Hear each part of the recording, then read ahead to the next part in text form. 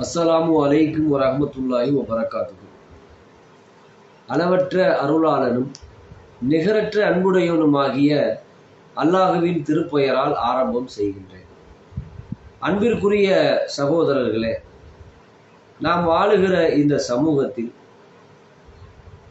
இஸ்லாமிய மார்க்கம் பெண்களை அடக்குமுறை செய்கிறது, ஒடுக்குமுறை செய்கிறது, அடிமைத்தனமாக வைத்திருக்கிறது என்று பல்வேறு குற்றச்சாட்டுக்கள் இஸ்லாத்தை எதிர்ப்பவர்களிடமிருந்து கிளம்புகிற வாதங்களாக, செய்திகளாக இருக்கிறது.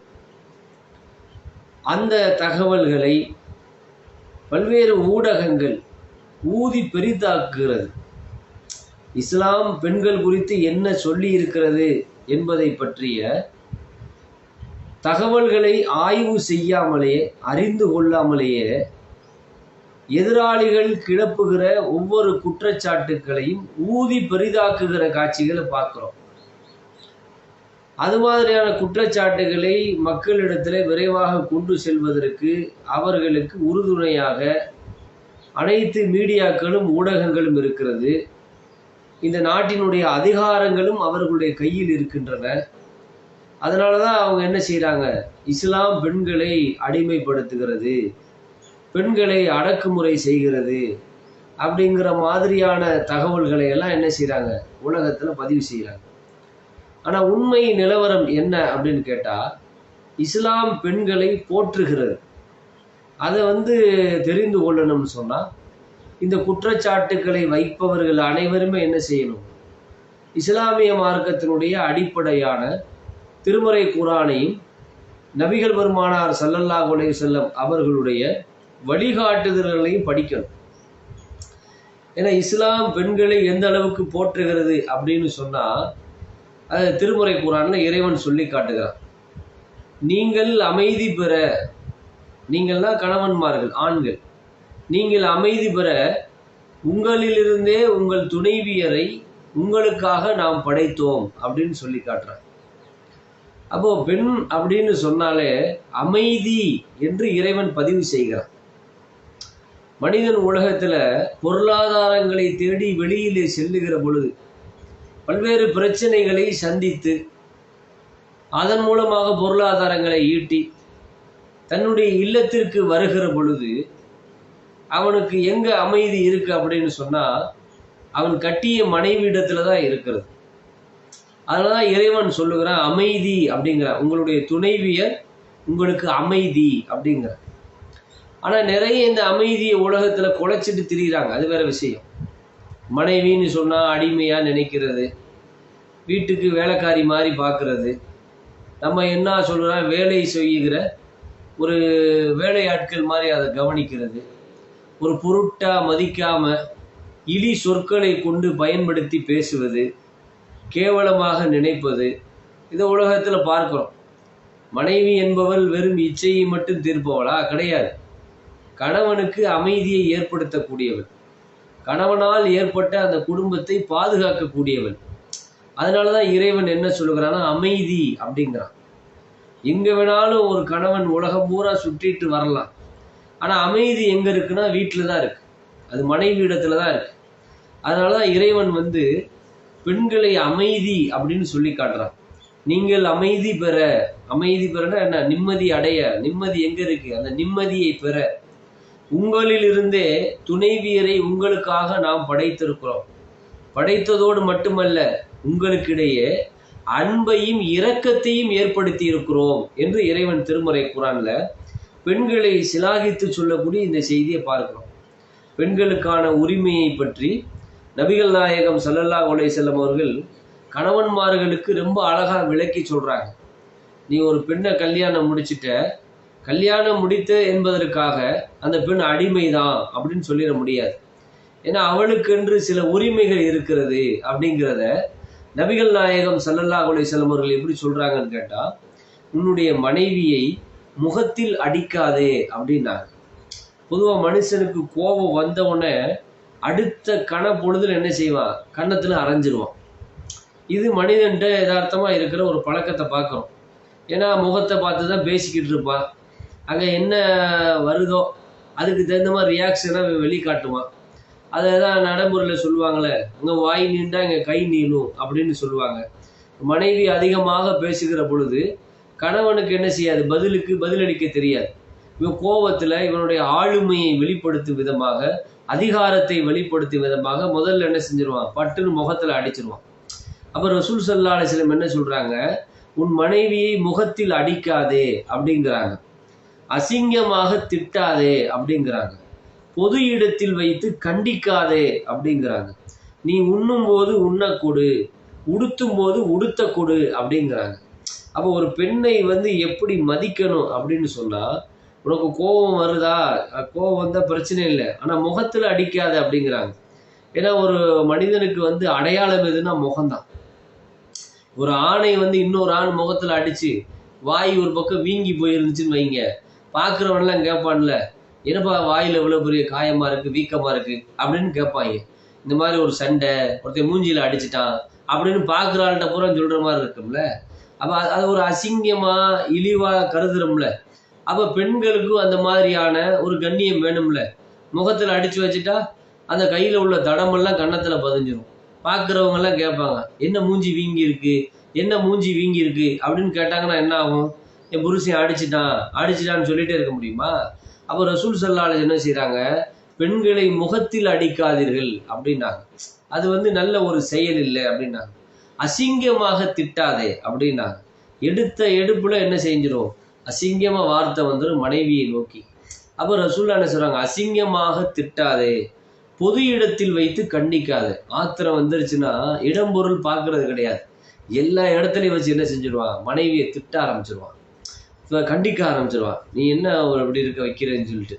அப்போ என்ன, அல்லாஹ்வுடைய ரசூல் அவர்கள் சொல்லுகிறார்கள், உங்களுடைய மனைவியை பொது இடத்தில் வைத்து கண்டிக்காதே அப்படிங்கிறாங்க. நீ உண்ணும் போது உண்ணக்கூடு, உடுத்தும் போது உடுத்தக்கூடு அப்படிங்கிறாங்க. அப்படி சொன்னதோடு மட்டும் இல்லாம உங்களுடைய மனைவியர்களை அடிமையை அடிப்பது போல் அடிக்காதீர்கள் அப்படிங்கிறாங்க. அதாவது என்னது, நீங்கள் உங்கள் மனைவியரை அடிமையை அடிப்பது போல் அடிக்க வேண்டாம். ஏன் தெரியுமா, பிறகு நீங்க என்ன செய்வீங்கன்னு கேட்டா, அதே நாளின் இறுதியில் அவளுடனேயே வெட்கமில்லாமல் உறவு கொள்வீர்கள் அப்படின்னாங்க. அப்போ உன்னோட சேர்ந்து வாழ போற அந்த மனைவி, உன்னுடைய தேவைகள் அனைத்தையும் பூர்த்தி செய்ய போகிற அந்த பெண் மனைவி, அப்போ அவளை போய் நீ ஒரு அடிமை அடிக்கிற மாதிரி அடிச்சுட்டு அப்புறம் அன்னைக்கு இரவுலேயே போய் வெக்கம் இல்லாமல் அவளோடையே வந்து நீ உறவு கொண்டே என்று சொன்னால், அப்போ ரசூல்லா சொல்கிறாங்களே, உனக்கு சூடு சொரணை இதெல்லாம் இல்லையா, அடிச்சு போட்ட, அவள் கேவலமாக இழிவா நினைச்சதுனால தானே அடித்த. அப்போ அடிச்சு அப்புறம் அடித்து அந்த மனைவியோடைய போய் நீ சேரணும்னு நினைக்கிறேன்னா அப்போ நீ ஒரு வெக்கம் இல்லாதவன், மானம் கட்டவன் அப்படிங்கிற மாதிரி நபிகள் நாயகம் ஸல்லல்லாஹு அலைஹி வஸல்லம் அவர்கள் இந்த உதாரணத்தை சொல்லி, உங்கள் மனைவியை அடிமையை அடிப்பது போல் அடிக்காதீர்கள் அப்படின்னாங்க. அப்போ பெண்களை வந்து என்ன செய்யுதுன்னா, இஸ்லாம் போற்றுகிறது. பொது இடத்துல வச்சு கண்டிக்காத, முகத்தில் அடிக்காத, அசிங்கமாக திட்டாத, அடிமையை அடிப்பது போல் அடிக்காத, உண்ணும் போது உண்ணக்கூடு, உடுத்தும் போது உடுத்தக்கூடு அப்படின்னு சொல்றாங்கன்னா ஏன், உனக்கு அமைதி உன் மனைவியிடத்தில் தான் இருக்கிறது. ஏன்னா படைத்த இறைவன் சொல்லுகிறான்ல, நீங்கள் அமைதி பெறும் பொருட்டு உங்களிலிருந்தே உங்கள் மனைவியரை நாம் படைத்தோம் அப்படின்னு சொல்லி காட்டுறான். அப்போ அமைதியா இருக்கிற ஒரு இடத்த எப்படி வந்து அடிச்சு குலைக்க முடியும்? மனுஷன் இன்னைக்கு அதைத்தானே பார்க்குறோம். நல்ல மது அருந்திட்டு வந்து மனைவியை போட்டு அடிக்கிறது, பிள்ளைகளை போட்டு அடிக்கிறது. ஒரு மனுஷனுக்கு எங்கே அமைதி இருக்கு? இல்லத்துல தான் இருக்கு, மனைவி இடத்துல தான் இருக்கு. அப்போ இறைவன் வந்து பெண்களை அமைதின்னு சொல்லி காட்டுறான். அந்த அமைதியை குலைக்கிற விதமா இன்றைக்கு உலகத்துல நடந்து கொண்டதை பார்க்கணும்னா என்ன காரணம்? அப்ப பெண்களை மதிக்க வேண்டிய விதத்தில் இன்றைக்கு உலகத்தில் மதிக்கப்படவில்லை, அதை இந்த சமூகத்தில் கற்றுக் கொடுக்கப்படவும் இல்லை. அதுதான் பார்க்கணும். அதெல்லாம் சின்ன வயசுல இருந்து என்ன செய்யணும், கல்வி சாலைகள்லேயே கற்றுக் கொடுக்கணும். எங்க இன்னைக்கு கல்வி சாலையில இருக்கிற வாத்தியார்களே பொம்பளை பிள்ளைங்களை மானபங்கப்படுத்திடுறான்ற செய்தி ஊடகத்தின் வழியா அப்படியே பரவி போய் கிடக்கா இல்லையா? அப்போ பெண்களை மதிக்கிறத வந்து என்ன செய்யணும்னு கேட்டால், அடிப்படையிலே சொல்லிக் கொடுக்க வேண்டிய ஒரு விஷயம். அப்படி சொல்லிக் கொடுத்தால்தான், கற்றுக் கொடுத்தால்தான் இந்த சமூகம் பெண்களை போற்றும், பாதுகாக்கும், நல்ல பல சந்ததிகள் இந்த தேசத்திலே உருவாகும். ஆனால் இன்னைக்கு பெண்கள் எப்படி மதிக்கிறான்? விளை பொருட்களை தானே மதிக்கிறான். விபச்சாரத்துக்கு அனுமதி கொடுத்து வச்சிருக்கிற ஒரு கேவலம் உலகத்துல தானே இருக்குது. விபச்சாரத்துக்கு அனுமதி கொடுத்து வச்சிருக்கிறாங்களே, அதுக்குன்னு ஒரு ஏரியாவை ஏற்பாடு பண்ணி இந்த பக்கம் பூரா விலை மாதுகள் இருக்கிறாங்க அப்படின்னு சொல்லி பெண்களை விபச்சாரிகளா சித்தரித்து வச்சிருக்கிறான். அவர் காம பொருட்களா சித்தரித்து வச்சிருக்கிறான். அவங்கள ஆபாசமாக காட்டி காசு சம்பாதிக்கிறான். சில கழுசடைகள் அந்த காசுக்காண்டி சில காரியங்களை செய்கிறதையும் பார்க்கிறோம். அப்போ இதெல்லாம் என்னன்னா மனித இனத்துக்கான ஒரு செயல் அல்ல. மனித இனத்திற்கான செயல் என்னன்னா இஸ்லாம் சொல்லுகிற மாதிரி பெண்களை போற்றுகிற ஒரு சமூகமாக இது மாறணும். அப்போ அதுதான் அடிப்படையான விஷயம். அப்போ நபிகள் நாயகம் ஸல்லல்லாஹு அலைஹி வஸல்லம் அவர்கள் அல்லாஹு ரப்புல் ஆலமீன் திருமறை குர்ஆன்ல பெண்களை அமைதி என்கிறான். அமைதி என்கிறனால தான் அதை அடிக்காத, பொது இடத்துல கண்டிக்காத, அசிங்கமா திட்டாத, அந்த அமைதியை நீ குலைச்சிக்கிறாத அப்படின்னு சொல்லி நபிகள் நாயகம் ஸல்லல்லாஹு அலைஹி வஸல்லம் அவர்கள் நமக்கு உபதேசம் செய்கிறாங்க. இப்படி இஸ்லாமை பெண்களை போற்றுகிற ஒரு மார்க்கத்தை படிக்காம அறியாம அதை பற்றி எந்த ஆய்வுகளும் செய்யாம பொதுவாக உலகத்துல வந்துட்டு அது அடக்குமுறை செய்து ஒடுக்குமுறை செய்து அப்படின்னு சொல்லி அவதூறுகளை அள்ளி வீசிக்கொண்டே இருந்தால் இவர்கள் அறிவீனர்களாகத்தான் இந்த சமூகத்தில் கருதப்படுவார்கள். அறிவாளிகள் யாருன்னு சொன்னா அவர்கள் அதை எடுத்து பார்க்கணும், படிக்கணும், படித்து அறிந்து ரொம்ப அருமையா சொல்லப்பட்டிருக்கிறது. இன்னைக்கு ஏராளமான இஸ்லாம் அல்லாதவர்களாக வாழ்ந்த பெண்கள் இன்றைக்கு இந்த இஸ்லாத்துல தான் பாதுகாப்பு இருப்பது என்பதை உணர்ந்து இஸ்லாத்தை நோக்கி வர்ற காட்சிகளை பார்க்குறோம்ல. இப்போ காரணம் அவங்களும் பார்க்குறாங்க, படிக்கிறாங்க. இஸ்லாம் தான் பெண்களுக்கான பாதுகாப்பை அளிக்கிறது. அங்கதான் ஹிஜாப் என்கிற ஒரு ஆடை வழிமுறை இருக்கிறது. பெண்களுக்கான அந்த அங்க அவயங்கள் வெளிப்படாமல் அந்த பெண்களுக்கான பாதுகாப்பை வழங்குகிற ஒரு ஆடை வழிமுறையை கூட இஸ்லாம் கற்றுத்தந்திருக்கிறது. அப்படிங்கிறதையெல்லாம் இன்றைக்கு நிறைய மக்கள் இஸ்லாத்தை பார்த்து படித்து இஸ்லாத்தை நோக்கி வருகிற காட்சியை பார்க்கிறோம் என்று சொன்னால் அதுக்கு என்ன காரணம்? சும்மா ஆய்வு செய்யாம உலகத்துல ஒரு குற்றச்சாட்டை வைத்து விடக்கூடாது. இஸ்லாம் என்ன செய்யுது? பெண்களை போற்றுகிறது. அப்புறம் பெண்களை போற்றுகிற இந்த இஸ்லாத்தை நோக்கி அதிகமாக மக்கள் வருவார்கள், வந்து கொண்டேதான் இருப்பார்கள்.